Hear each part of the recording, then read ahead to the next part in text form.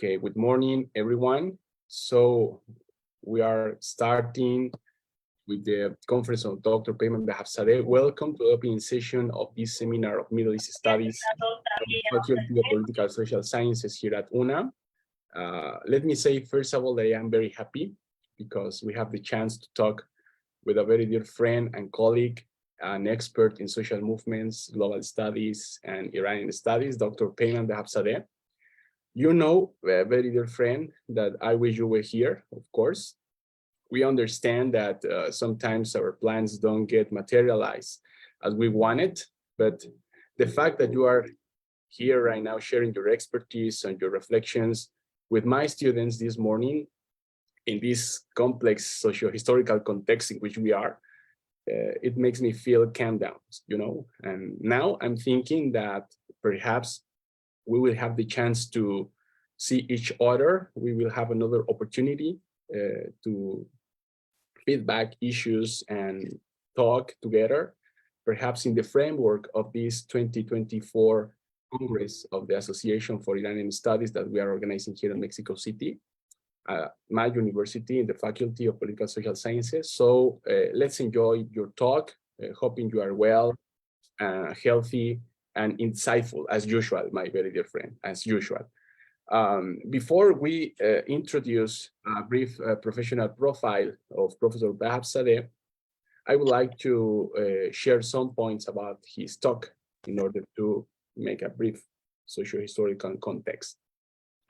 The first one is about the protest itself. You know, I think we are in the face of one of the most important and largest protest wave that have taken place in Iran in the last 40 years, not only because the number of people that is participating in the protest, but also because of the social, economic, political, ethnic, and social composition of its participants.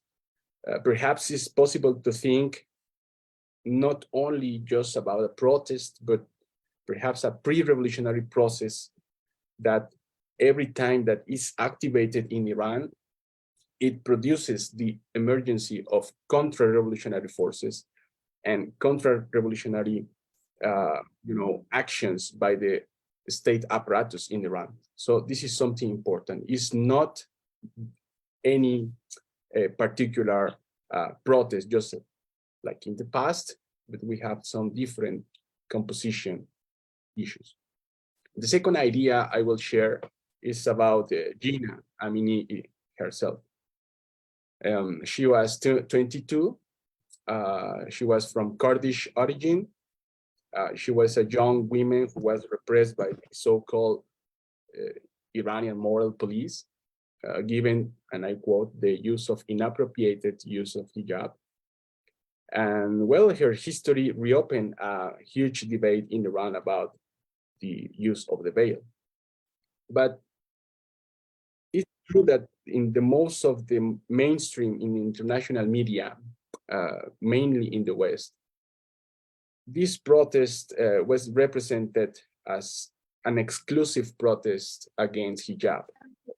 But if we make a close-up and pay attention to the social sectors I mentioned before and the development of the grassroots in the streets in Tehran and other cities, perhaps in the border, in Kurdish areas, for example, we will see that these sectors and social concerns are related to other problems beyond the use of hijab.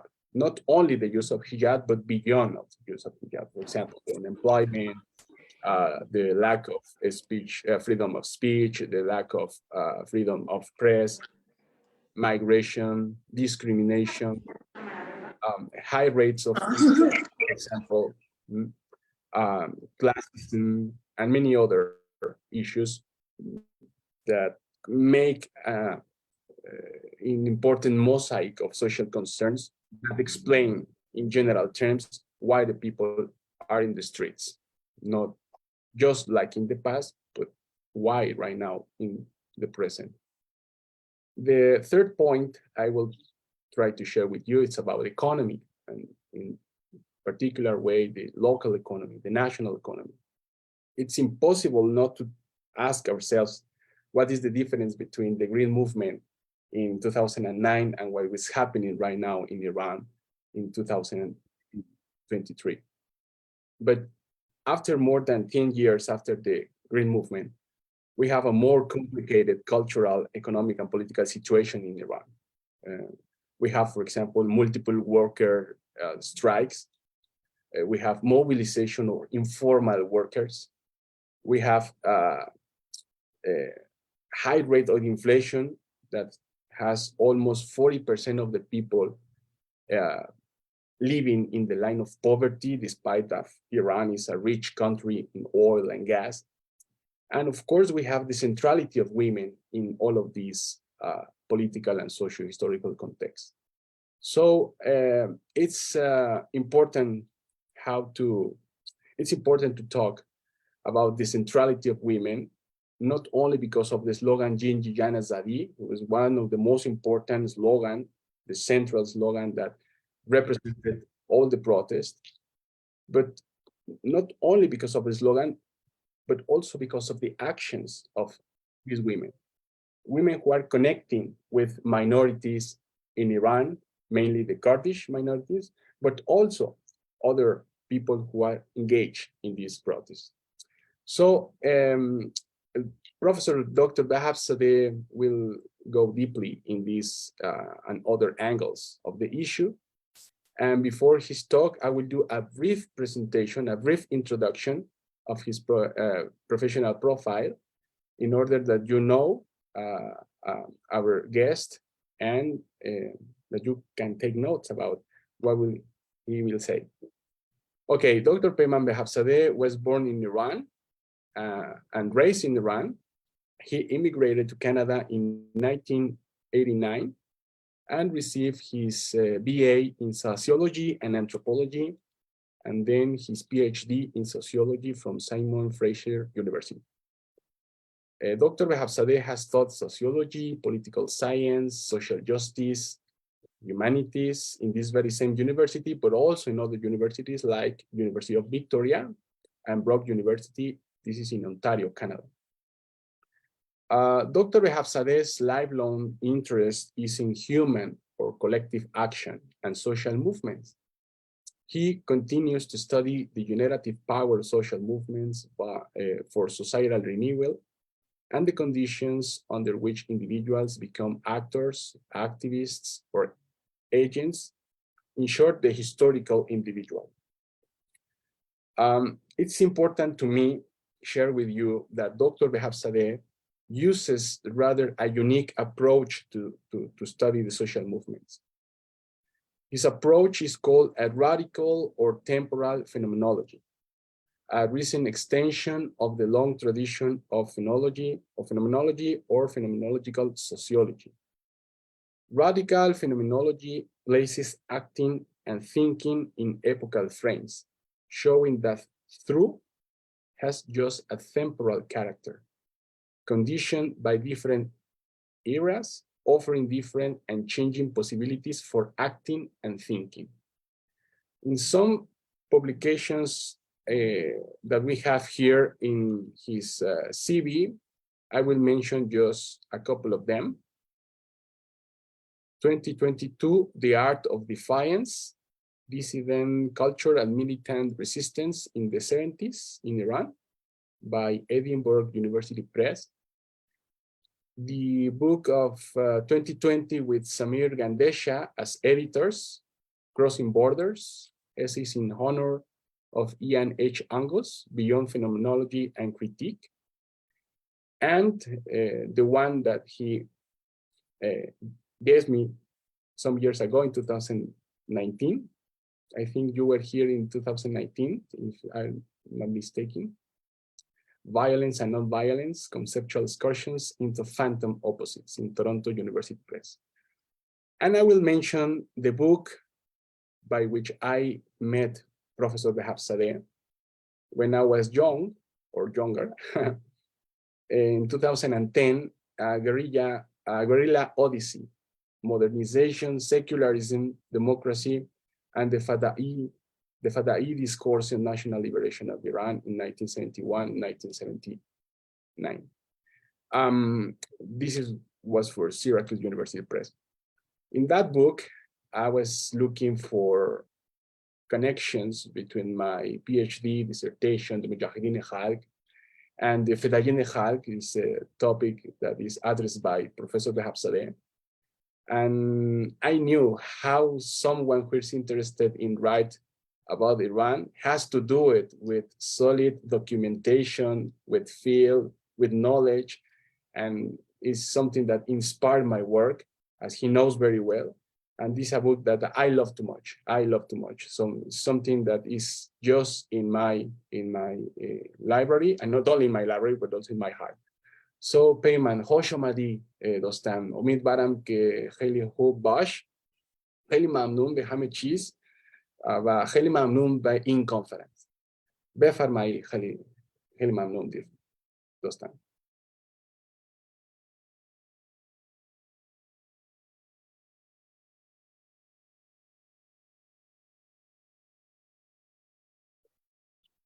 Peyman, let me interrupt you because I don't hear you.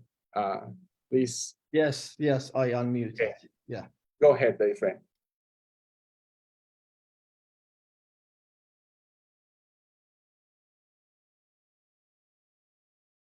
Yes.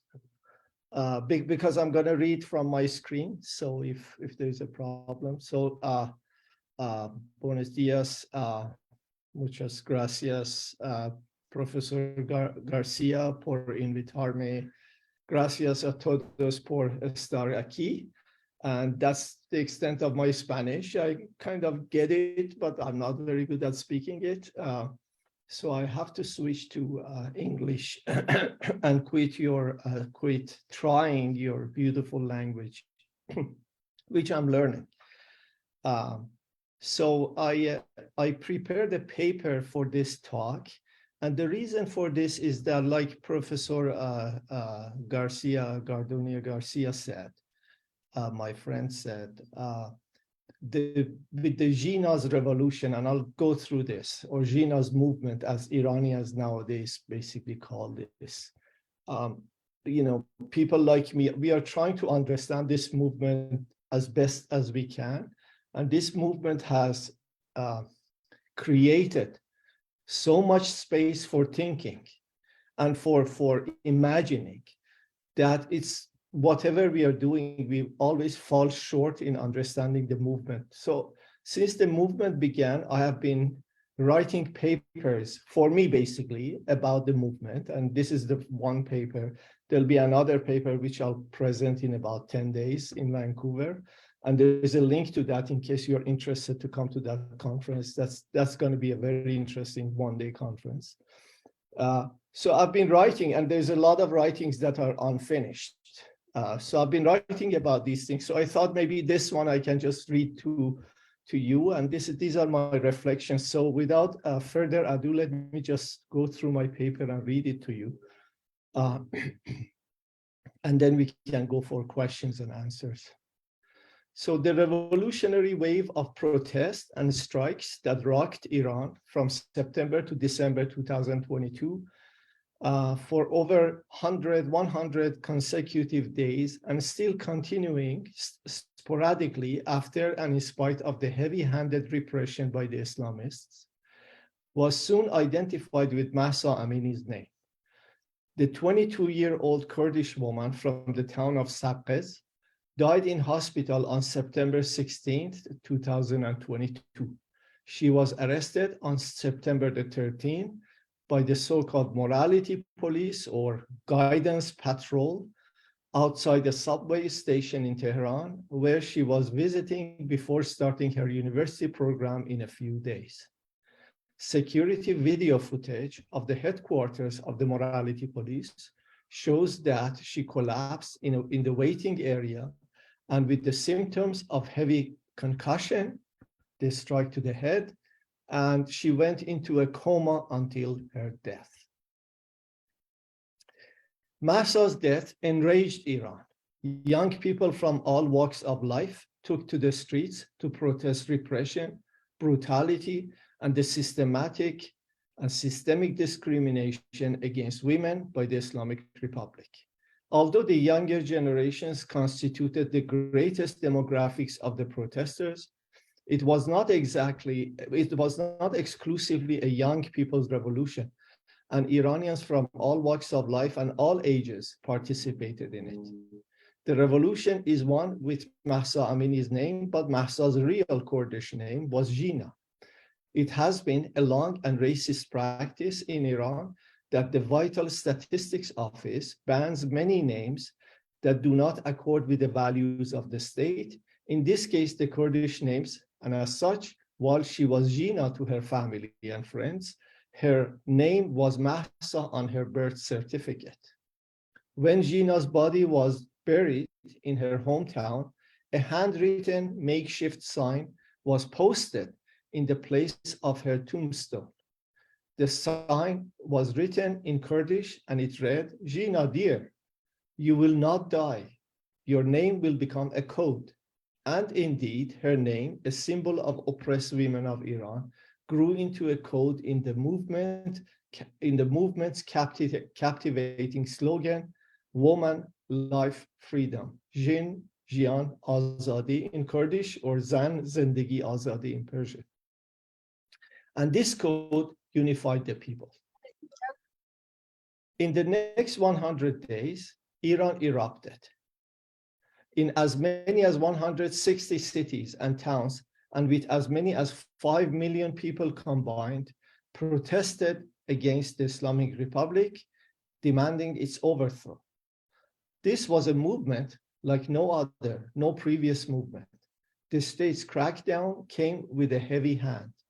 As of January 14th, 2023, according to Herana News, which is a human rights news agency in Iran, at least 520 people were killed, including 70 children, which means under the age of 18. 19,400 have been arrested, of which 520 were children and underage. 4 have been executed, and 109 have received or are in the danger of receiving death sentence. Systematic torture and rape are common in prisons. At the same time, this movement also showed a corrupt and declining state that is unable to provide the basic needs of the people, and in fact, does not even try, thus pushing the Iranian working class and working poor in particular, and Iranian people in general, increasingly into very deep poverty. The movement also showed that the Islamic Republic's military and police forces are demoralized, fatigued, doubtful, and fragmented, resulting in gradual disintegration of the state's means of repression. Excuse me. What is happening in Gina's movement, as activists shout it loud and clear in the streets, is a revolution that is unfolding itself. And what the Islamic Republic of Iran is going through is a political crisis by all standards. And as scholars and activists say in unison, this crisis is terminal and the regime will never recover from it. They cannot recover because corruption and autocracy are not equipped with any plans or insights as to how to respond to the economic, social, and environmental problems that are pushing the country into a possible civilizational collapse. And the internal crisis is compounded by sanctions, declining sales and revenue of oil and natural gas, and further regional and international isolation of the regime. As such, I am inclined to say that the Islamic Republic is dominant, but dead, dominant for now. If we view Gina's revolution in the context of previous uprisings, then we are able to make better sense of it. The previous uprisings belong to the same type of movement in terms of their demands, although the current movement has a clear vision now. The December 6, 2016, January 2017 uprising was the revolt of the poor protesting the rising prices in 160 cities and towns. The November 2019 nationwide protest against the government's sudden increase of the price of gasoline, a movement that continued until the early 2020 and took place in over 100 cities, was also a movement of the poor and the disenfranchised, and as was the short-lived water uprising that started in the oil-rich province of Khuzestan and spread to other cities in July 2021. These are the revolts and movements of the marginalized people. In retrospect, these movements had two common features that anticipated Gina's movement. First, they were direct responses to increased neoliberalization of economy exacerbated by sanctions, significant drop in petroleum revenue, and unmanageable corruption under the presidency of Hassan Rouhani, the previous president. The president that had preceded Rouhani was Mahmoud Ahmadinejad, and he had initiated limited poor relief programs and housing subsidies, programs that, to a limited extent, had won the support of Iranian working class and working poor for his government, despite the general discontent of the working class and middle class that was evident through many small-scale and workplace protests and strikes in the country. With Rouhani's government, and now with Ebrahim Raisi's government, the current government, the Iranian state is intent upon full privatization and cut back on all government programs. And just to show you what's happening right now as a result of Gina's revolution, the supreme leader in Iran, just about a month ago, or maybe 3 weeks ago, issued an order that the Iranian state has to sell, urgently, all public assets of the government. This includes parks, this includes public schools, this includes any, mountains, whatever. In other words, the government is so bankrupt and unable to fund the military and so on and so forth, and unable to feed the corrupt ruling class, that they want to sell everything that the government has right now. So that's a new, sort of the newest thing that's happening that I did not talk about in my paper. None of the previous presidents was the favorite of the supreme leader, Ali Khamenei.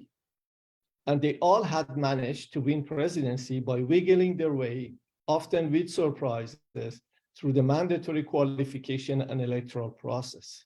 The election of Raisi was totally engineered so that the inept supreme leader would finally get his favorite president in the office, a person who is totally loyal to him, although also totally unqualified for the job. What happened was that with this election, the last group of Iranian technocrats left government or managerial positions, and they were replaced with the individuals who do not have the required knowledge to run government institutions and are merely appointed because of their fierce loyalty to the supreme leader. As a result, the problems of dictatorship and corruption have now become compounded with the complete lack of management and expertise. The state is incapable of long-term planning, let alone any long-term solutions to the economic and social issues that were at the heart of the protests. To make the matters even worse, the Revolutionary Guards Corps, or IRGC, being the single most important economic player in the country, has the state's revenue at its disposal, thus feeding a large corrupt class of nomenclatura. The huge loss of value of Iranian currency during the last two presidents, with its value plunging, has made everyday life of average Iranian even more difficult. And in the aftermath of COVID, like every other country in the world, the price of food and basic necessities doubled, tripled, or quadrupled. Due to the combination of both factors, currency devaluation and COVID, the price of food and medicine has skyrocketed in the past year alone. These factors plunged the Iranians into deeper levels of poverty to the extent that such widespread poverty now seems irreversible. The middle class is also being polarized, and the vast majority of salaried middle class, government employees, teachers, nurses, and so on, are being pushed into the working poor. The result is the destruction of the middle class and the unprecedented migration of experts out of the country. I think the closest things for my Latin American friends in terms of what's happening in Iran is the Iranian economy and Iranian currency is comparable to Venezuela just a couple of years ago. Just the rate of devaluation of Iranian currency is enormous. Every day I open my cell phone and I hear that it has lost another 5%, 3% every day. So it's amazing the way the money is plunging into being nothing. Just another note, a teacher, for example, 10 years ago could make a living. It was hard, but could make a living. It's not possible to make a living anymore on that salary. That is still adjusted salary.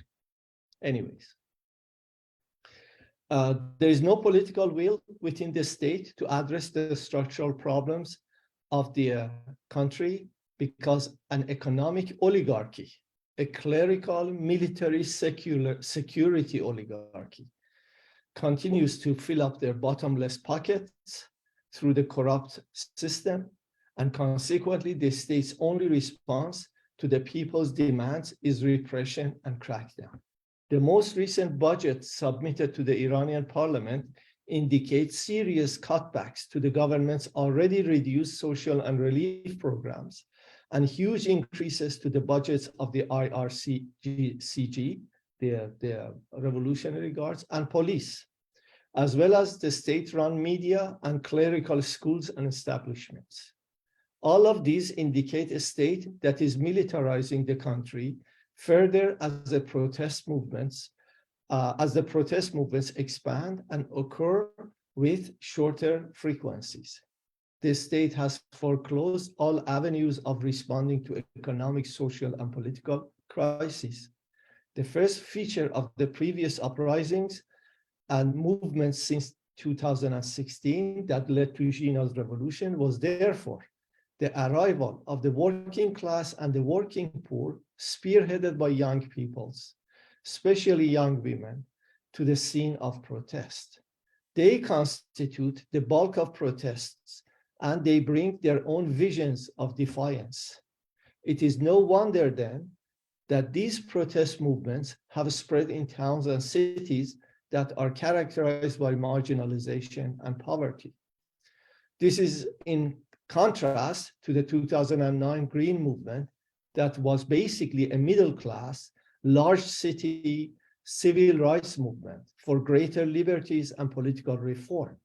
As we know, the 2009 movement was heavily repressed as the totalitarian state under the supreme leader was unyielding to any suggestion of reform, and consequently the movement eventually faded away because the reformists at its helm did not wish to challenge the system.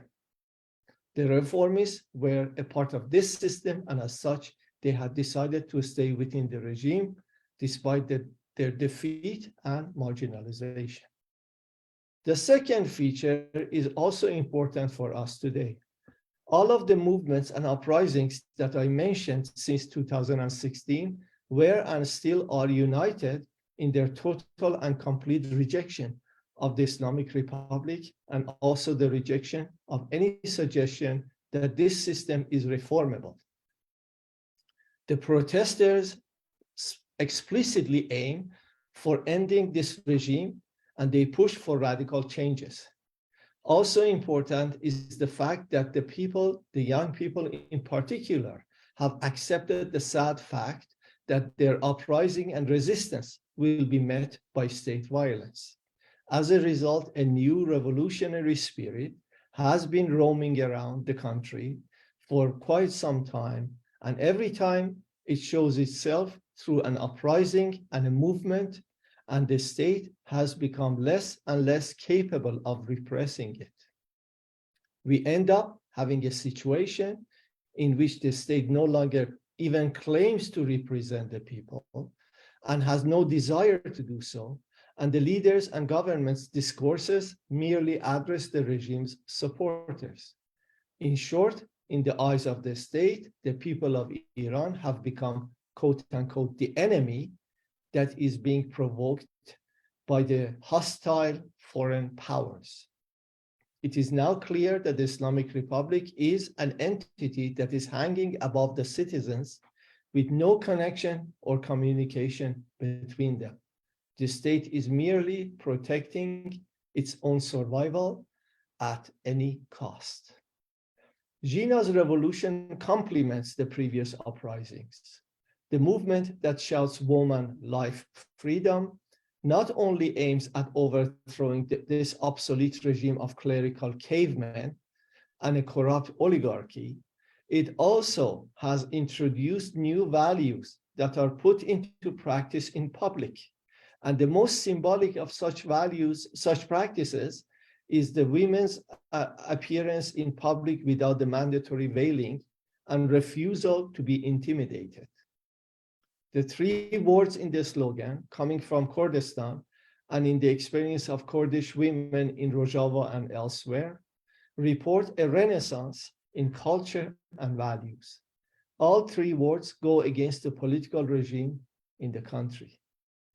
The current movement is therefore an embodiment of the poetic imagination of one of Iran's greatest contemporary poets, Ahmad Shamlu, when he said in Persian, Ablaha mardo aduye to nistam enkar to am. Or in English, it would be, oh, you foolish man, I'm not your enemy, I'm your denial. So we can say that, yes, by demanding the overcoming of this regime, this movement inevitably poses a political opposition to the regime, which makes the statesmen anxious and the response violent and brutal. But seeing the movement simply and exclusively as a political movement leads to misunderstanding it. At times, it could be reduced to the objectives that expat opposition groups have advocated for a long time, objectives that do not bear the progressive spirit of this movement in its motto of woman, life, freedom. Such views are focused only on the political power and political transition. Understanding the movement, the demands of Iranians within Gina's revolution is at best incomplete. Let me repeat, there is not the slightest doubt that the protesters and the vast majority of Iranians do not want the Islamic regime. But this regime is not only obsolete and out of touch with today's realities, it is also indifferent to the national interests of the country. And it has increasingly become repressive and violent and incapable of addressing the basic needs and services for citizens. The regime, in other words, is no longer capable of governing its people, only ruling with force over them. But what Gina's revolution shows is that the people have outlived their Islamist rulers in every single political, social, and cultural aspect. The movement is deeper than any form of political opposition. It bears the motto, woman, life, freedom, and therefore, as Shamlu's poem says, it is a movement of denying and negating the patriarchal, misogynist, authoritarian, oppressive, and discriminatory values of the ruling Islamists. And as such, the movement envisions a new Iran with entirely new values like gender equality, respect and recognition of minorities, accepting cultural, linguistic, religious, lifestyle, expressive, and bodily plurality as a way of life, uplifting the poor and vulnerable to dignified levels, supporting each other instead of competing with each other, holding dialogue and solidarity as principles of collective life and value disagreements. This is a movement of cultural and social rebirth, a nation's renaissance, one that with emphasis can only fully emerge and grow after the Islamic Republic is gone. It is with emphasis dignity's revolt, the revolution of dignity. Change in Iran has already started despite the regime, and it will only expand through the visible and invisible networks within society. It grows as the people, especially the younger generations, socialize into new life-celebrating and uplifting values and perspectives. There is nothing the Islamic Republic can do to stop this movement. This is why I want to say with emphasis that the people of Iran have become ungovernable. Iran is headed towards change radically due to its fundamental repressive and deeply corrupt nature. The state is incapable of communicating and connecting with the Iranians. As I have mentioned previously, the rentier class of ruling clerical military security oligarchy is protected by the Revolutionary Guards and is detached from the harsh and worsening lived realities of the people. The oligarchy is quite clearly hanging above the people, imposing its power. Mahsa Gina Amini was a woman from Kurdistan. Her tragic death happened in Tehran and in the hands of the so-called morality patrol. The movement's motto comes from Kurdistan. As the makeshift sign on his grave said, "Your name will become a code." Her name became a code word for freedom and change. The movement has been going strong in Kurdistan and in Baluchistan, two marginalized regions in the country. Marginalized people in other regions also continue on protesting. These regions are increasingly militarized by the state, but people continue to inspire the movement by their resilience. When major cities have grown quieter due to repression, looking at this phenomenon, we need to change our views and look at this movement from an unconventional way. What I suggest is to see this movement from the point of view of the margins and look from the marginal standpoints of women, national minorities, the poor, the disabled, the sexual minorities, and the environmentalists towards the center. We need to theorize this movement in terms of the irreducible diversity of the country. As such, we need to seriously reconsider the problem of representation. No single person, no party, no group can represent this diversity. If we agree that representation on diversity through a singular body is problematic, then we are led to resist the unification of voices. The claim that in order for this revolutionary movement to be successful, we need a single voice or a singular leadership is misleading. A single voice will inevitably impose itself as it cannot capture the widespread diversity of horizons and experiences. A singular leadership ends up being patriarchal, androcentric, Tehran-centric, and despite lending lip services to women's and minorities' rights. So I suggest that we need to develop the mechanisms for promoting multiplicity of voices. In a recent interview with the Voice of America Persian, the African-American scholar and public intellectual Cornel West suggested that Iranians need to think of the revolution as a jazz band. Echo each instrument's sound, promote it, and bring this sound to the listener's attention. And I add to it that we should do this while each musician improvises within the overall tune of the band. We need to speak in harmony, but with our different voices, and try to resist the lure of a singular voice.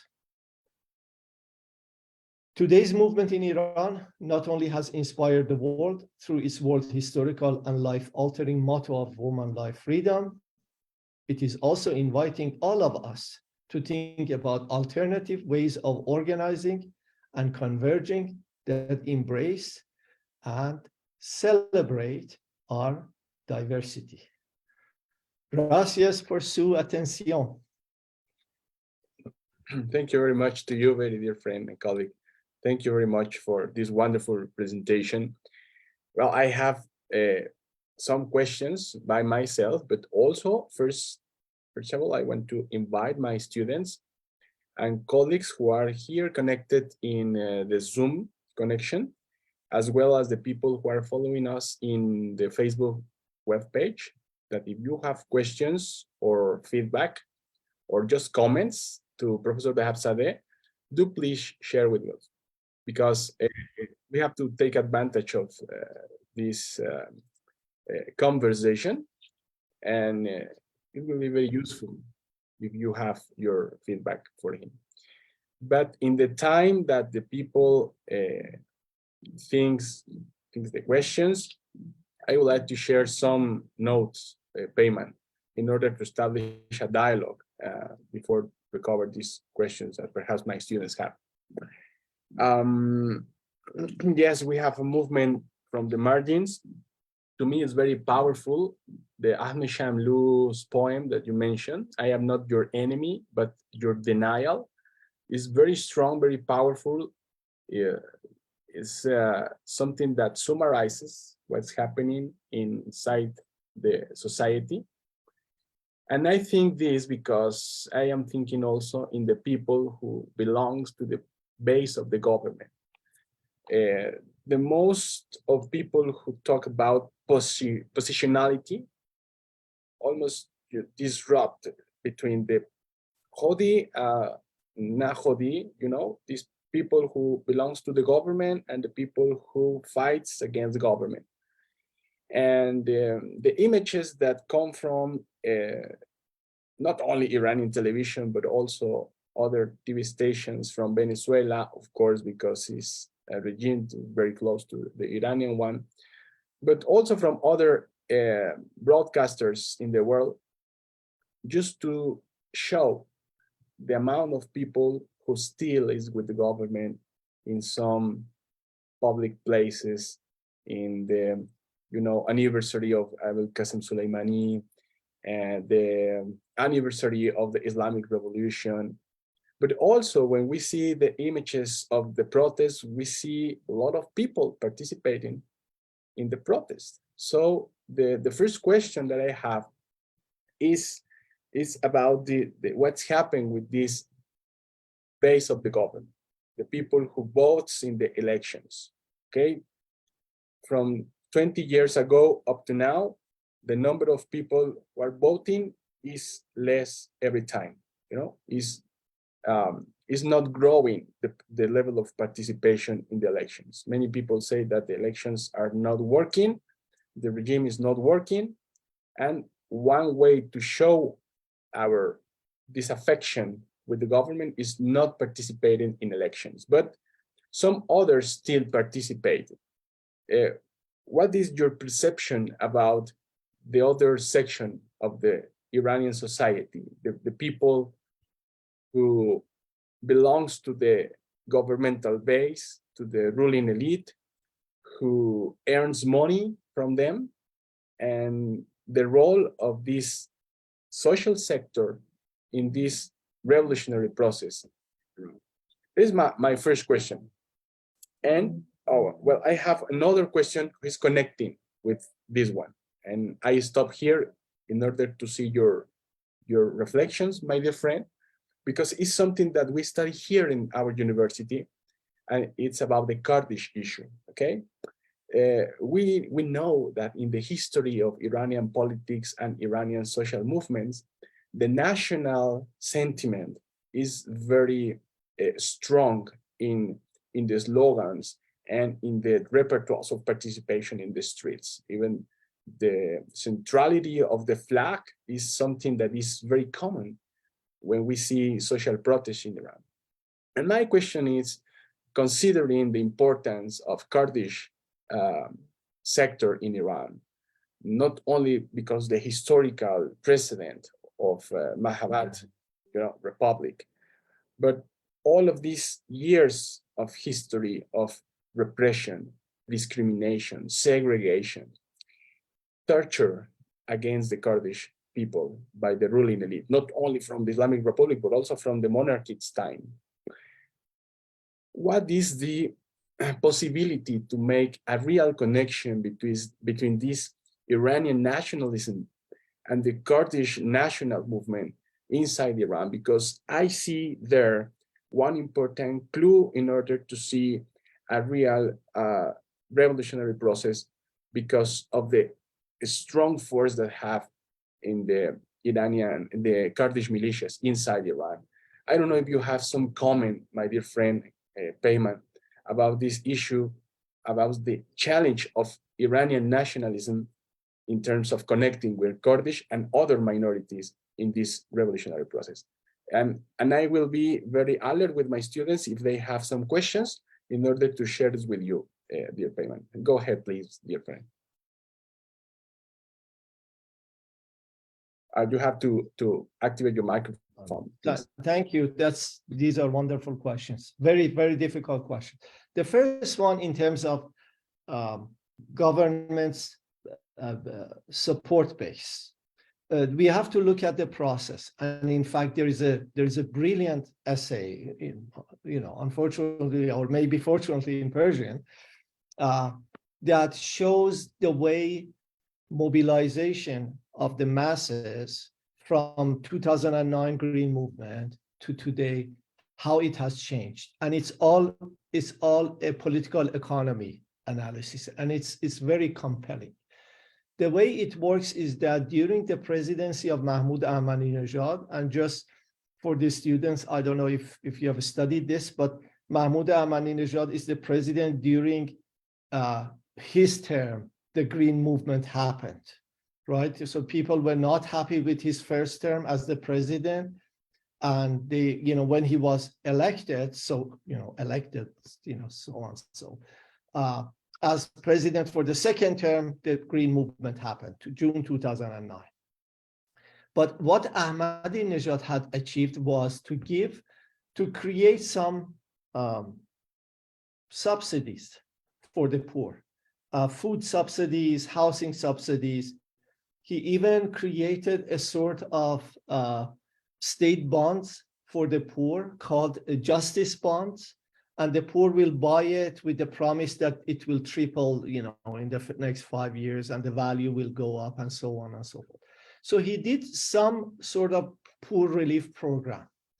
And as a result of that, people, the poor sector in Iran, like the working class, the working poor, the marginalized, they actually voted for him to some extent, right? I should not be exaggerating this.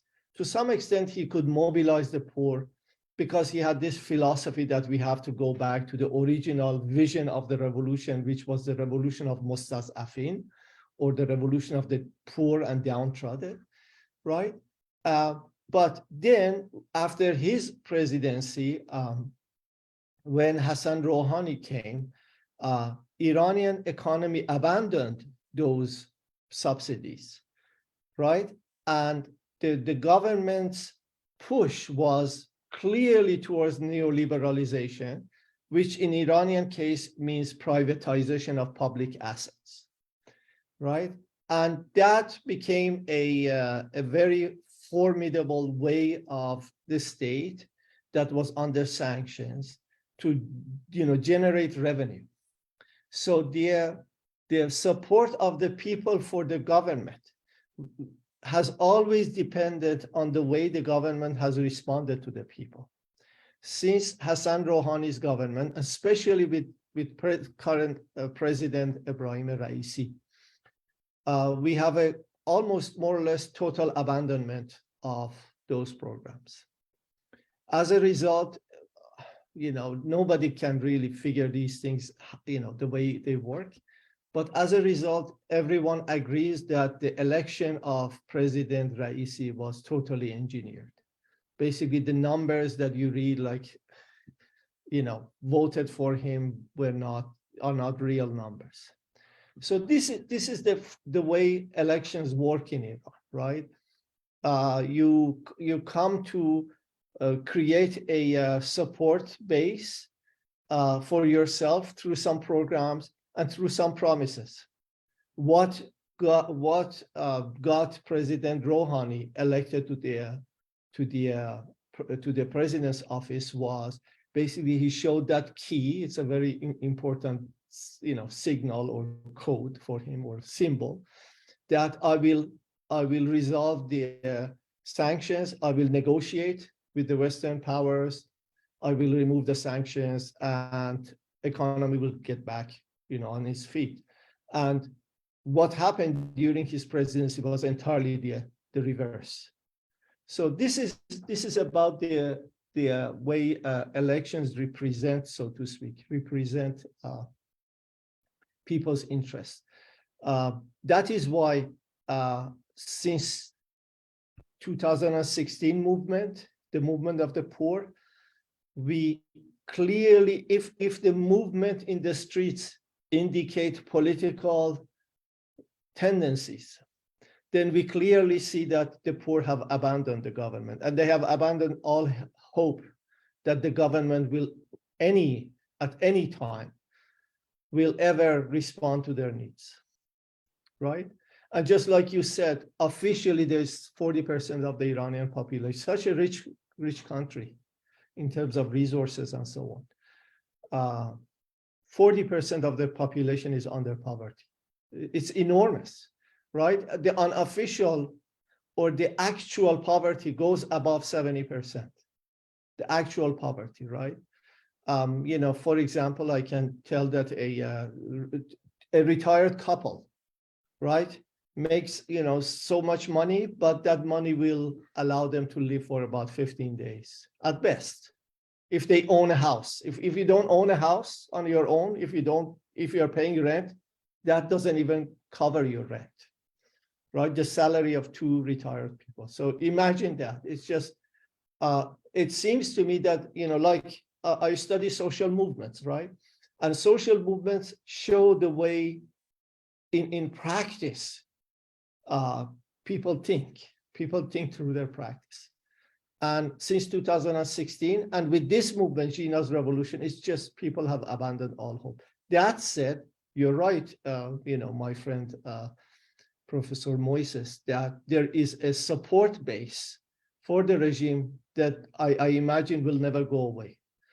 And that is about 15 to 25% of Iranian population. Depends on how you measure this, right? And these are the families that are fed through the institutionalized connections to the state. The sort of the elite that run institutions, the top-ranking police force, most of the IRGC, I should say, and the Basiji militias. So there is a support base, and the clerics, right? The clerical establishment. There's a support base. There's no doubt about that, right? We would be delusional to think that this regime has no support base. It does have a support base, but its support base is shrinking. And I can go into further detail to show you, why it's shrinking, but that's not our concern here. As with Kurdistan, you brought up a very brilliant question, because this question is about it's not about today, it's about the foundation of Iranian modern state under the Pahlavis in 1925 or 6, when the 25, when the new state was founded in Iran, the Pahlavi regime was founded. And like most of the nation states, especially around Iran, but most of the nations, the emerging nation state at the time, the Pahlavi regime, or the institution of modern Iran, was based on the institution of one nation, right? One state, right? And that's the idea basically that, Reza Shah Pahlavi, the founder of modern Iranian state, he got from Ataturk in Turkey, right? And when Ataturk founded modern Turkey, I think in 1922, if memory serves, he had the same vision: one nation, one state, or one state, one nation. So the modern Iranian state rejected internal diversity in principle within a country that is an old country, right? Iran is at least, 4,000 or 5,000 years old, right? And it has witnessed the movement of so many people through its land, just. So what happens is that because of the historical movements of people through this land, we have very old nationalities that have settled on this land and have lived together forever, for thousands of years. And then what happens is that with the foundation of modern state, all that diversity, all that plurality of the peoples who live in one land, one piece of land, one country, is denied. So that said, first of all, the foundation was wrong. We could have created, instead of this one state, one nation imagination, we could have created a federal system that says, every region has a kind of semi-autonomous government, the way Canada is working, the way United States is working, Germany is working, right? To some extent, Russia is working in that. Russia has like how many states? Many, several, I don't know, dozens of states, right? So,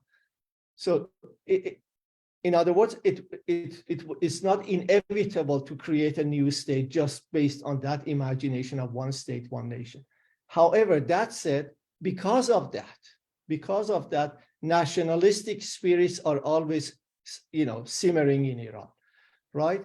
And every time a minority nation is being oppressed, their natural reaction would have to be to challenge back the state and assert their national identity, which in turn makes the state very, very anxious, right? So, but this time, what happened in states like in provinces like Kurdistan, or regions like Kurdistan, and also in Baluchistan, the two marginalized regions in Iran, they are actually pushing for change to much greater extent and with greater imagination than the rest of the country. So if we look at the 2009, just make a little comparison for our own understanding. 2009 was a major city, more or less Tehran-centric movement. In other words, all the imagination of the movement came from middle class of Tehran and major cities, Isfahan, Shiraz, Tabriz, places like that, right? But with this movement, the imagination is actually coming from the margins, from the marginalized nations. So what is amazing is that it has caused Persian or Tehran-centric intellectuals to start thinking about whether they can represent a nation that is so diverse, right? And speak on behalf of this nation.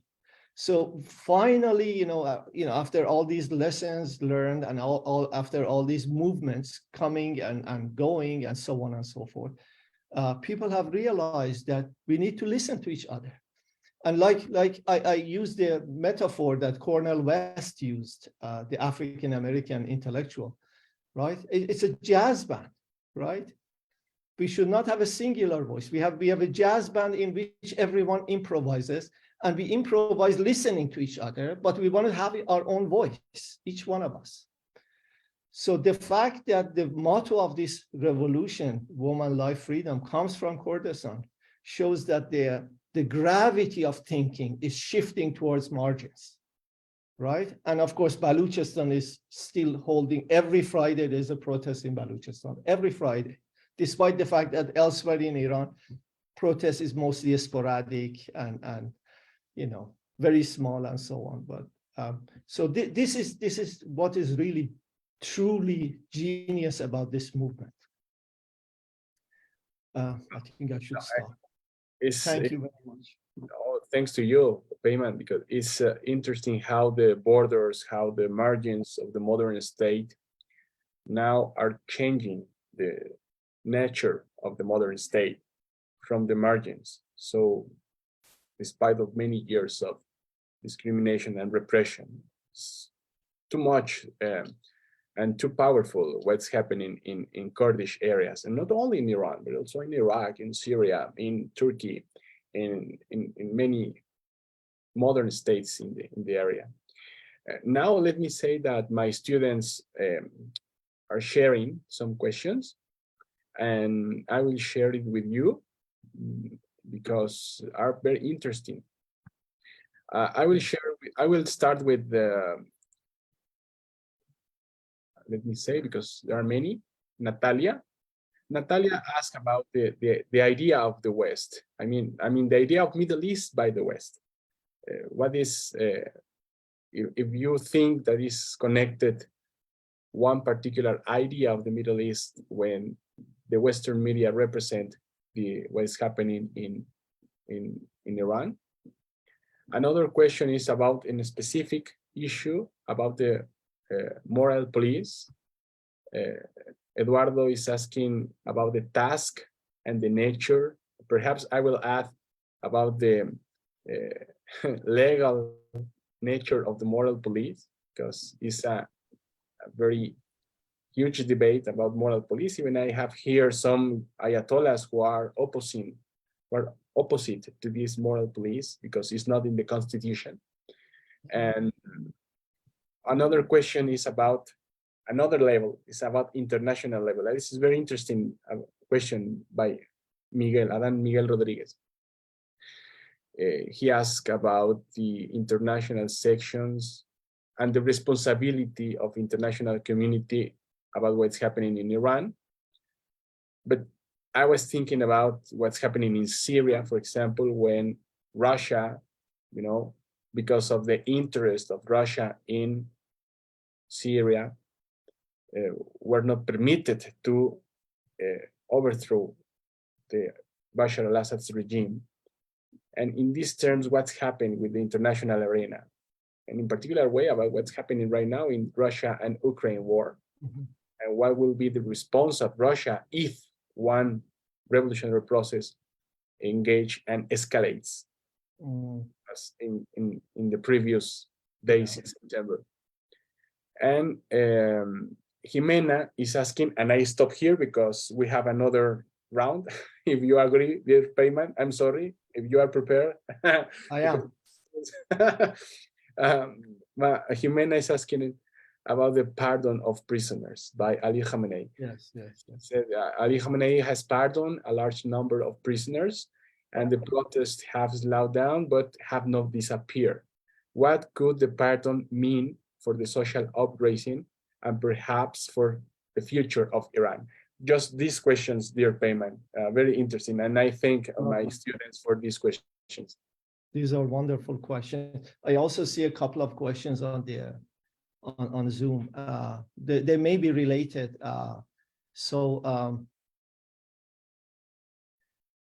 First of all, with respect to the representation of the movement and previous movements, but now we are talking about Gina's revolution, of this movement in the West. In the West, by not one, but two forces. The first force is like Western media, your kind of, CNN, your BBC, whatever, and of course their view is the view from the outsider. And these views are usually, to some extent, in some programs it's changing, but these views are usually Orientalist views. And the views are always, these views from the mainstream American or European media is always, they're always thinking, or sometimes implicitly, but it's always clear. They're thinking in terms of what we call Middle East exceptionalism. And there's a wonderful edited volume coming out on Middle East exceptionalism that I had a small contribution to, and that talks about the way Orientalist thinking thinks that people of the Middle East are incapable of democracy, incapable of meaningful change, incapable of upholding human rights, and so on and so forth. So this is an old story. Okay, so I'm not really concerned about that. But there is another form of representation that is somewhat different. And that representation comes from the expatriate community outside of the country. People say Iran has about 82 million population right now.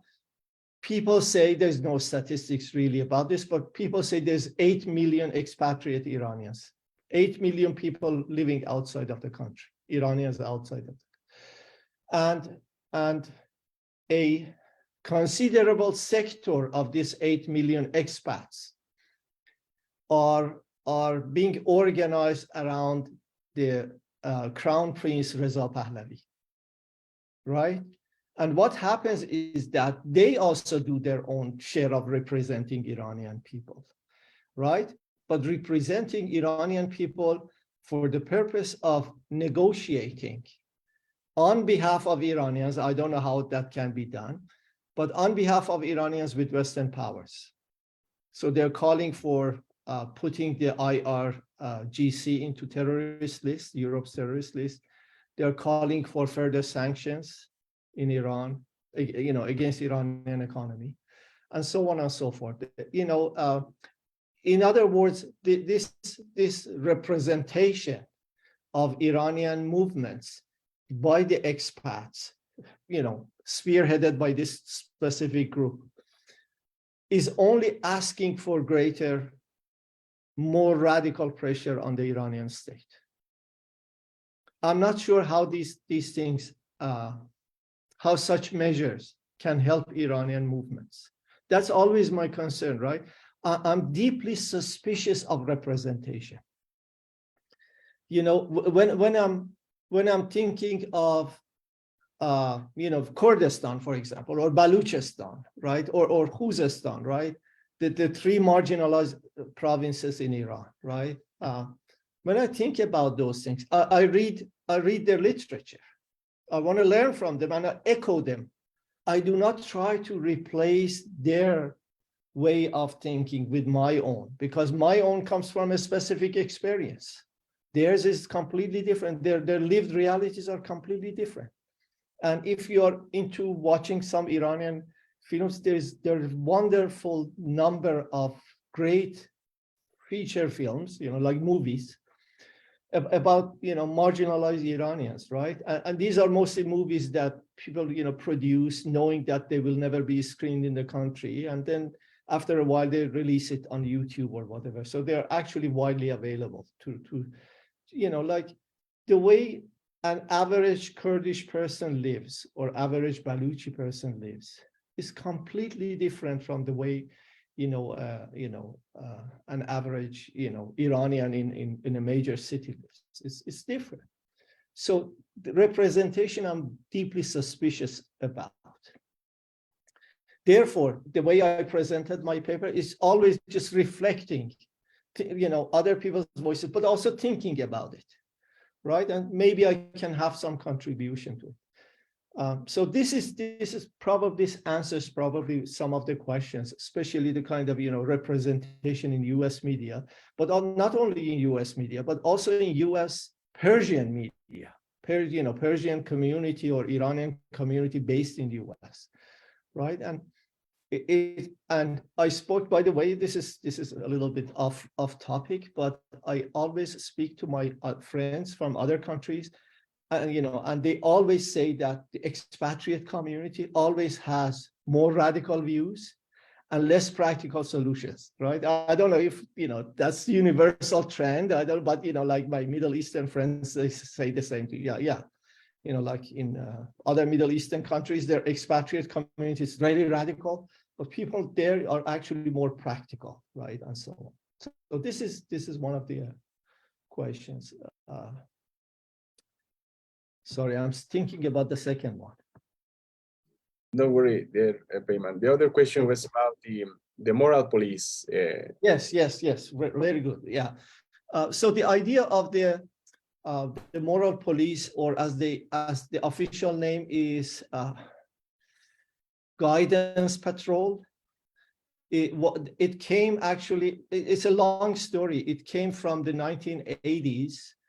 Originally, it came from the 1980s when Imam Khomeini, in order to purge the universities, from all of the, leftist, radical, liberal professors and universities, sorry, not students, university students, he created this commissioner for cultural revolution, right? And this commissioner, after purging, the 20,000 students were purged at this time in the early 1980s. About 2,000 professors were expelled from the university, and so on and so forth. Within a few years, the Cultural Revolution Commission, or whatever you want to, committee, council, the Cultural Revolution Council, decided that they should actually create a guideline for enforcing religious values upon all society. So, the guidance patrol comes from that recommendation to the state. And the task of guidance patrol or morality police is to make sure that people observe mandatory hijab and other things in the street. It's heavily focused on women, but men are also included, right? Like, so, if I, like 20 years ago, nowadays it's changed because there's so many young people defying it. But if 20 years ago, a man had long hair, he would be arrested, right? And things like that. So that's the history of morality police. Morality police has been responsible, it still is responsible for causing so much grievance in the country. Morality police is also responsible for, if you know that in Iran, bringing your dog out, your pet dog out in the street is a crime. So like morality police is one of those forces, police in general, that would take your dog away and, put them down. So this, on the social level, morality police has not served the country, have not served the state, I should say, has never served the state. It actually created a lot of grievance, right, on the side of the people. So there's going to the street is always a battle, and there's so much anxiety.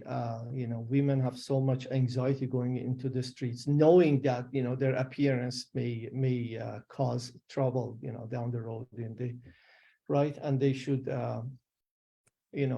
and they should always be observing themselves. So this is something that's really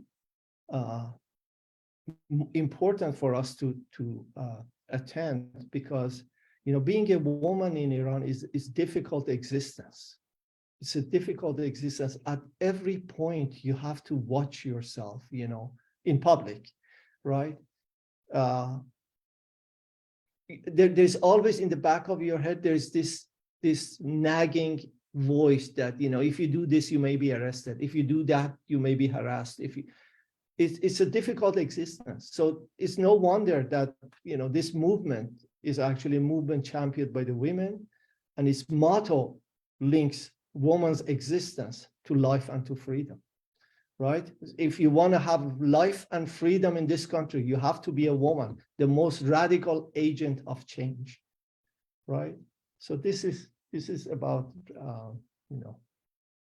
morality police. I can say no more. The other question, dear Payman, is about the issue of pardon. You know. Yes. Oh, I see it here. Yes. And I have one comment about the pardon, but I would like to hear you first, because I remember one book about prisons in the Middle East, in which the issue of the Iranian pardon was very strong in order to consolidate the power of the regime. I don't know if you have some comments about this issue, Payman. Thank you. I can speak to the recent pardon, on the anniversary of the revolution, which was just a couple of weeks ago, a week ago maybe.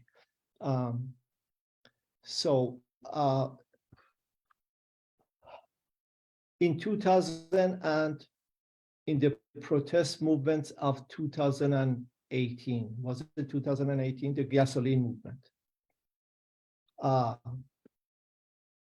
The Iranian state, it is a very well-known fact. The Iranian state shut down the internet throughout the country for 3 days and killed 1,500 people, right? So in the previous movement, the amount of repression was enormous. Repression was, and crackdown was heavy-handed, right? But they noticed, the security apparatus noticed that this repression has caused so much grievance. In fact, it has had very little effect to repress social movements, because yes, they killed a lot of people, but the protests of the workers, of the retirees, of the teachers, of the nurses, of the unemployed has continued. They never stopped, right? Yes, there's a pause on these movements, on these protest movements for a week, for a month, but then they come back in the streets again.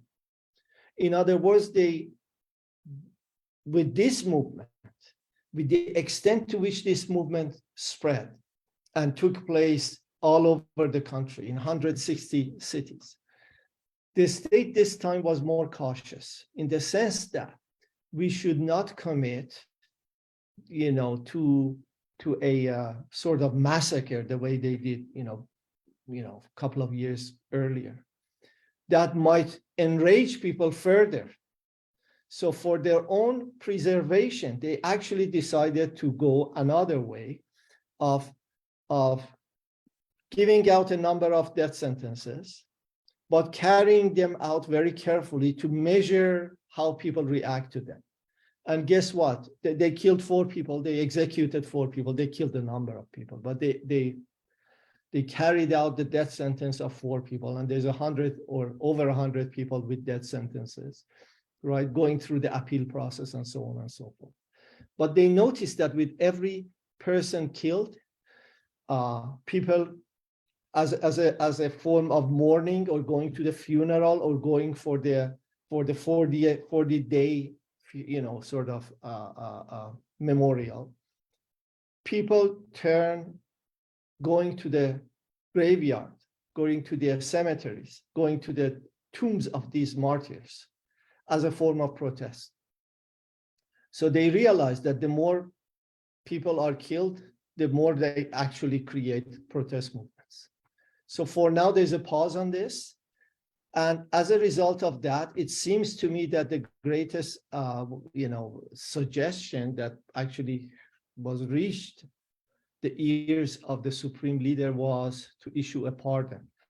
Remember that they had arrested about 20,000 people, right? And they arrested so many people, they didn't have enough prisons. So they actually, sent out a lot of criminals, or, other prisoners, like, for small crimes like theft and so on and so on. They sent them out, right, on bail or whatever, so that they would have enough room for the prisoners. So they decided that they would pardon people without political records, young people, and put them out of jail with bail. All of these people, it's not a pardon really in the sense. Most of these people are actually out on bail. And on the way out, they have to sign a form that has the implicit admittance of guilt. And they promise to the state that they will not do this again, right? That said, all the major sort of figures, if you like, I don't know how to say this, but the known figures, none of these have been pardoned. In fact, most of these are actually going to jail right now. So if you're a student, known student activist, known civil activists, civil rights activists, nonviolence activists, environmental activists, they're all in jail. Pardon was only given to very young people, like usually, high school students. And high school students are the bulk of all the prisoners, all the people who have been arrested. High school prison, then they let them out. And these are on bail. And this is what the state does with bails. Bail, basically, the bails are usually so heavy that, people don't have cash. So if they have a house or an apartment, they put that down as the bail. So now if I'm arrested and released on bail, I know that if I do anything, they'll come and take away my parents' house. So from now on, I'll basically stay calm and stay quiet, right? So this is what the bail does, right? A bail in Canada, bail is something that keeps you out of jail until you return to the court for court date, and then the bail is removed. But in Iran, a bail is a form of repression, is a form of silencing you, because the bail is so heavy. I can never let my conscience, I will be silenced because they'll take away my parents' home, right? And so this is how the bail works in Iran most of the time, anyways. Yeah, and I knew it that the government tries to use when the people admit, under pressure, that they were committing some kind of, bad things against the government or insulting the government. Yeah. And when they record, this, the interrogatories or the admissions, they record and play out in the television, in the public television, in order to show to the people, you see, the people is admitting that they are wrong, that this is something bad for the nation, and so on and so forth. And they try to use this kind of pardon. Because the government is the good figure in this process, and I pardon you. And legitimize the power that I have to pardon you. So this is something that I was reading some years ago that the government used to do when they face these kind of things. No? But you are right. The people, the young people, the people who have not records in political engagements is not a real pardon, because they will follow the rest of the years, perhaps, this kind of people. Yes, may I just say one thing? Yes. One of the normal practices of interrogation in Iran is tape recording. So even if I'm just there for interrogation without any charge, they will tape record me. And what they do is that if I'm a good subject for the public TV to show that I'm an agent of imperialism and so on and so forth in the country, then they edit the tape and put it on TV so that, it's an interrogation. So I'm being asked questions and I answer. They edit them somehow that I admit guilt in their release tape. So taping the interrogation is a common practice. And in Iran, they call it confessions, right? And it has become so commonplace that people don't care about these tapes anymore.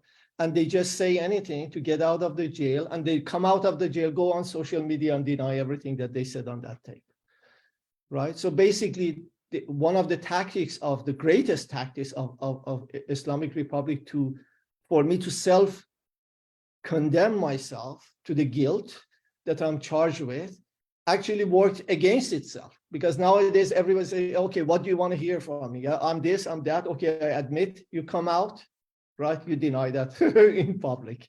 it's become completely useless, this tactic. Yeah, you are right. The first thing I read that was in the Torture Confessions by Erban Abrahamian. In Yes, this yes. record in the 80s, it was awful process Yeah. of torture and so on and so forth. Payman, the next question, because we don't want to abuse your time, but you have just two more contributions, Yes, interventions here.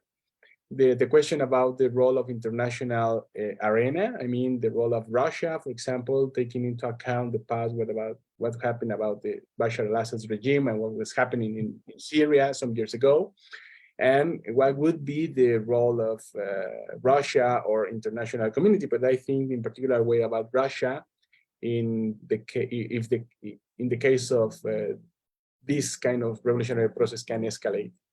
And then I will give the word to Nilesh. He's a PhD student of mine who is making something about the Islamic Revolution.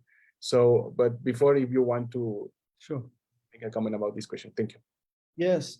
So with the sanctions, first of all, you have to ask this question from somebody who does international relations. I don't. I just follow it because it relates. My focus is on social movements in Iran. But with the sanctions, and the sort of sanctions coming from Europe mostly, and Europe is the largest economic partner, if you like, with Iran, has been. But with the sanctions, there was this fear on the side of the United States and Europe, but also this tactic on the side of the Islamic Republic, that if they sanction us, if Europe sanction us, we go to the opposite, which is Russia and China, right? So for a while, they had this great honeymoon with Russia and China economically, right? China has slightly shifted its ways. Instead of supporting Iran on the international scene, it's in recent months, it's been siding on major decisions about the Middle East with the Arab countries, especially around the Gulf. So the Gulf region is all a, sort of political maneuvering that's happening. So the Gulf region, in order, the Arab Gulf region, Qatar,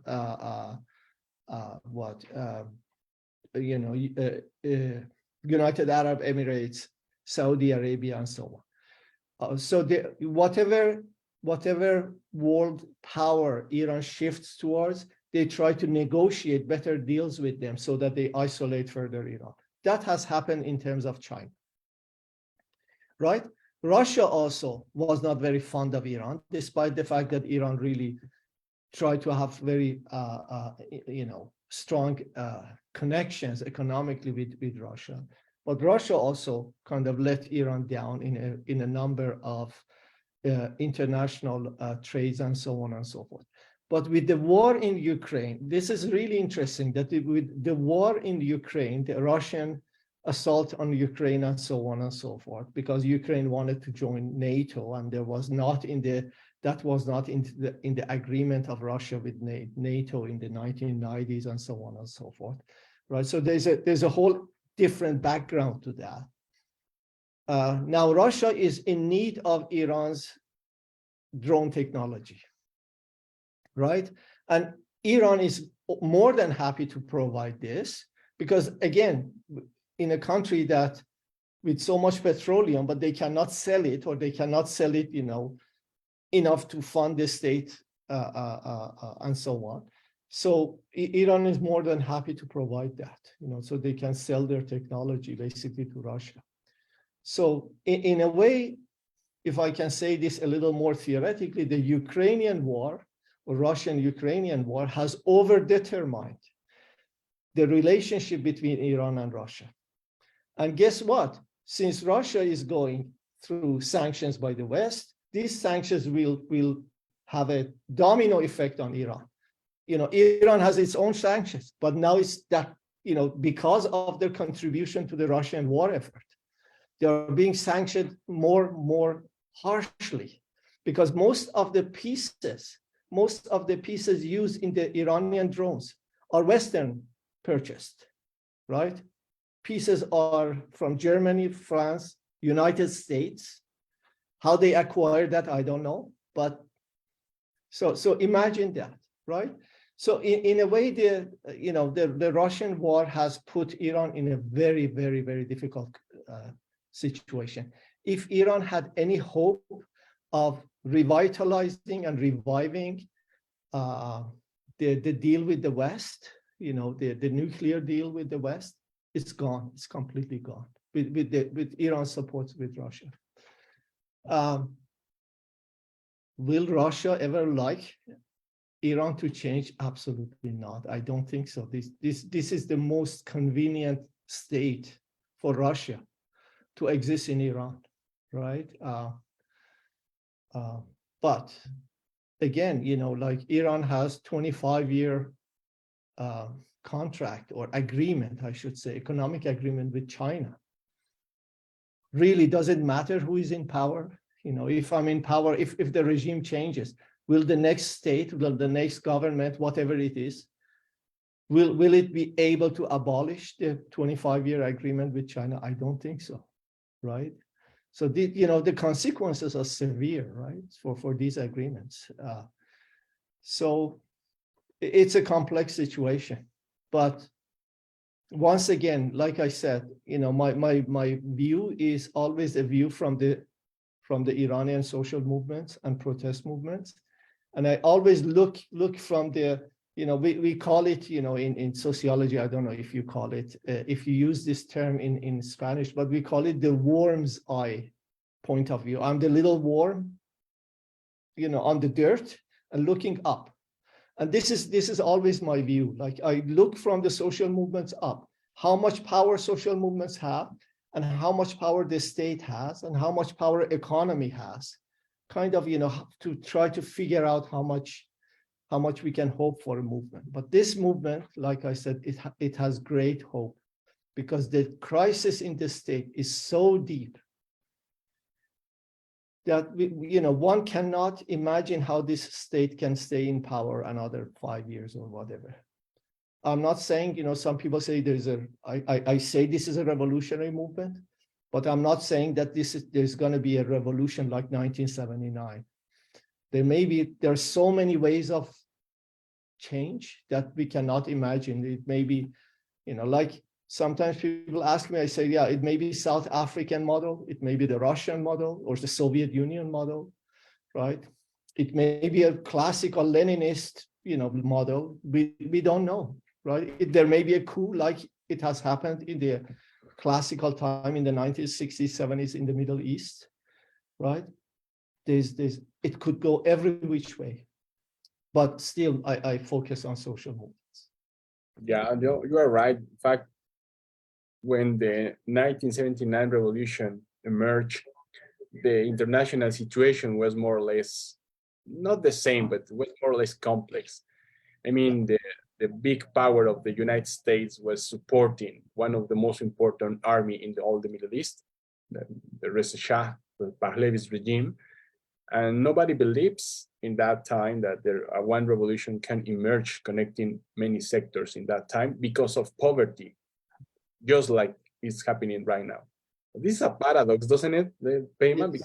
That revolution was about Mostazevin because of the oppressed people. Yeah. And now we have more oppressed people than before. This is a kind of paradox. But before we finish the conversation with Dr. Behabzadeh, I would like to ask my students if some of you want to intervene, or just if you want to say something about what we will discussing, what we have discussed in this morning. I don't know if I have here Nilesh, who is making a PhD with us in Tijuana. I don't know if you want to collaborate or say something, because he shared a poem in the chat about soldiers in Spanish. And Nilesh, if you want to comment your poem or your perception about what was thinking with your poem with us. Highly mamnoon, Prof. Highly mamnoon, Ustad. Salam. Salam salam Barshama. Salam Agay Moses. Agay Peyman Behabzadeh. We have been in touch can you hear me? Yes. Yeah, sir, salam. We have been in touch before, sir, but I have never had the opportunity to really say a word to you. So I just took a little bit of this opportunity and time. Thanks for Profe Moises. Muchas gracias, Profes. Muchas gracias. I love the analogy that we actually discussed the jazz idea, no, the idea of the movement. And I'm studying, as you might also appreciate, you might know, no, that I was doing the information that we just talked about the Iranian Revolution, the Islamic, or the whole revolution of 79, no?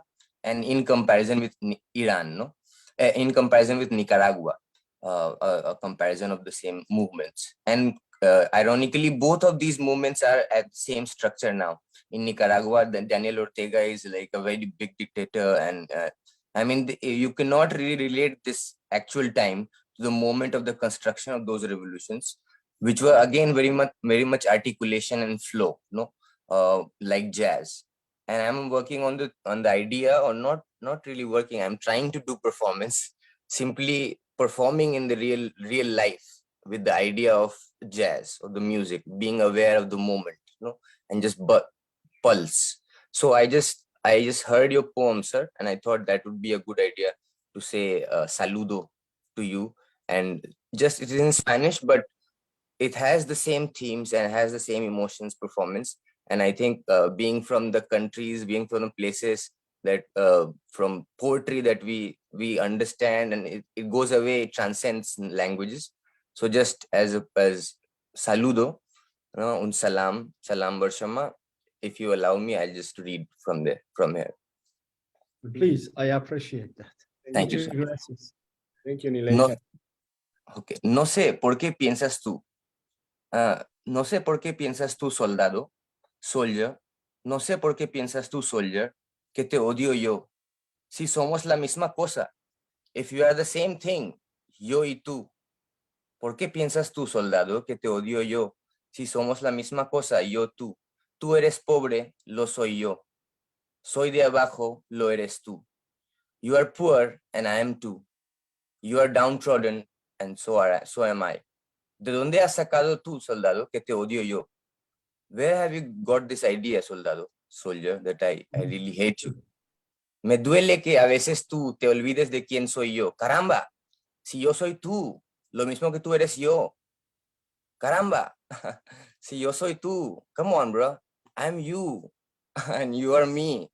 Why are we doing this? And this is, I remember in Hoshani Irsad, I saw photos of people offering flowers to the soldiers, flowers to the soldiers of Savak, no? And this poem from, I think it's from Cuba, from a writer, Nicolas Guillen, a black writer, coming from those experiences in Cuba. He also wrote a poem about ballad of two grandfathers, a black and a white. No, so the whole racism question of Cuba, and then he writes about Soldado with this love. And again, it's not about hating you, it's simply the denial of the ideology, the system of the domination that you perpetrate, and not as the person, no? Because al final you are also the system, a kind of instrument in this kind of system of violence. And I believe that you don't want to perpetrate it from like a position of oneness, no? So muchas gracias. Highly mamnoon, profesores. Highly mamnoon, ustedes. Highly mamnoon, Nilesh. It's good to see you, Nilesh, after our communications. Yeah, very nice to see you. I'm sure, I've had plans to visit Mexico and be with you actually today, but it didn't work out. But so I'm planning to come back, and I'll definitely be in the AIS conference. So I'll see you all and give you all a big hug. But before I go, there's a question here by itself, right? And it's about, may I, do I have time to address this very quickly? Please, my friend. In fact, the one who don't want to abuse of your time, it's me. But if you have time, do please. We have almost 20 minutes. So we do know that the slogan Genjian Azadi comes from democratic confederalism of Rojava, right? And that has been that has been one of the sources of inspiration in the entire Middle East. That and if we put that in the context of Hamid Dabashi's recent book, The Emperor is Naked, which is about the decline of nation state. And that's something that I have always been, I'm not really a researcher on state, but I've always sensed, looking at the movements of the people, especially in Latin America, which bears great lessons for humanity. Despite all the challenges, all the difficulties, drug problem, dictatorship, repressive governments, poverty, things like that. I always say to my students, if Latin America can overcome its conditions, the world can overcome their condition, right? It's just Latin America is a microcosm of all problems in the world and microcosm of all the solutions possible to us, available to us. Right? So democratic confederalism, Zapatista in Mexico, right? A number of self-ruled, self-governed communities in Africa, right? Umoja, for example, is in Kenya is one, which is a completely it's a self-governing community of women. It's entirely just a women's community, and it's very interesting. Just look into these things. So the issue is this: what are we going to do as humans when the state is in no way responsive to our needs, right? And like the Zapatistas or Rojava provide an answer, and these are very inspirational. But the question in terms of Kurdistan democratic confederalism with the revolutionary practice. The question is that everything depends on the context. So while in Iran, there's a number of Iranians and Iranian Kurdish people who are very fond of the Rojava experiment. Is it possible to have Rojava in Iran? Very, very unlikely. Just it's all about different trajectories that the Kurdish people took for about 100 years into their separation, between four states, right? Between Iran, Iraq, Syria, and Turkey. Each Kurdish population has taken on different experiences, right? So this is the thing. However, that said, the future Iran, in my view, and again, my view being informed by the views from the margins, is that there will not be a new Iran, even if you have the regime changed, but it will not be a new Iran if we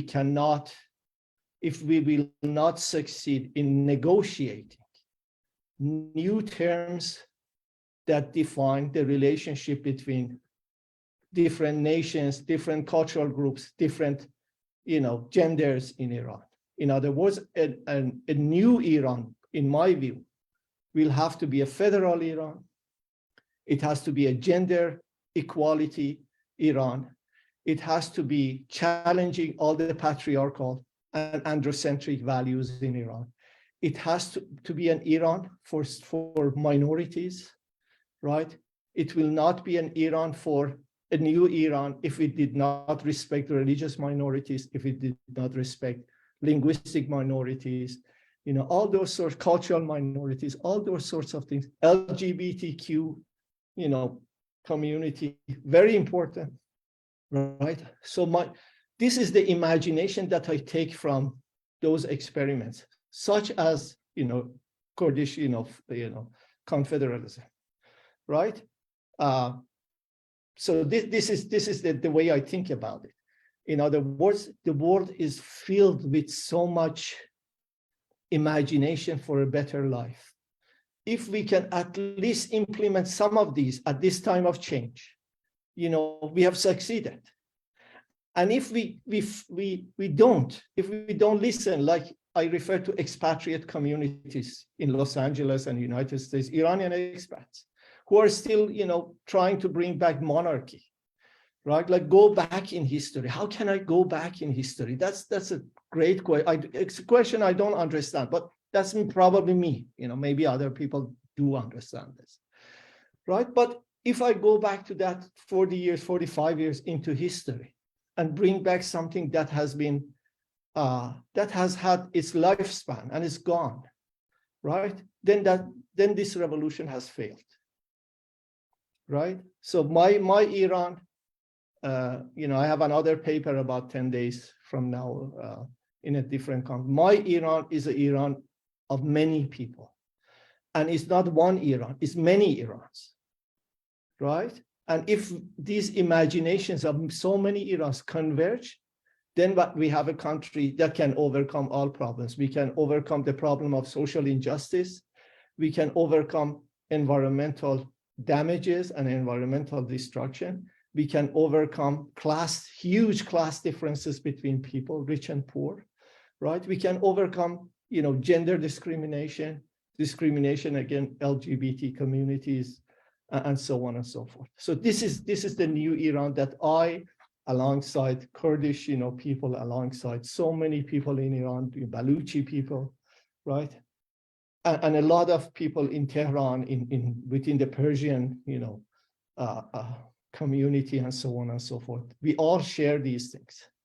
So for us, Jan Zendegi Azadi really is an epitome of this huge imagination that if successful, Iran can actually contribute, not only resolve its own or begin to resolve its own problems, but also contribute to the world. So in a way, Janjian Azadi is really, to follow Hegel's language, is a world historical movement, right? It can teach other nations how to imagine themselves. I hope I've, answered that question. Thank you. That's a great question. Thank you, because that question was at the end of the chat and was a very good way to find resume of the conversation. I was thinking, and I was remember the Lebanon camps in the 70s, when many social movements used to fly to Lebanon to make some kinds of, conversations and links with LPO, OLP, the Marxist guerrillas in that period of time. And of course, in that time, the direct action, the struggle with the weapon was one way to do a revolution in that period of time. You were an actor in that period of time, what I can say you. But now, with places, fragmented places in Rojava, in Chiapas, in India, in many other places around the world, these kind of places just inspire how the revolution can be, not how it should be, but how can be as a process to build a better society. And this is something that is happening, and this is something that for the modern state is a real challenge. I mean, for Turkey, what is happening in the north of Syria is a good challenge and the real challenge. For Iran, what is happening in the Kurdish areas and connecting with this kind of revolution is a good and real challenge.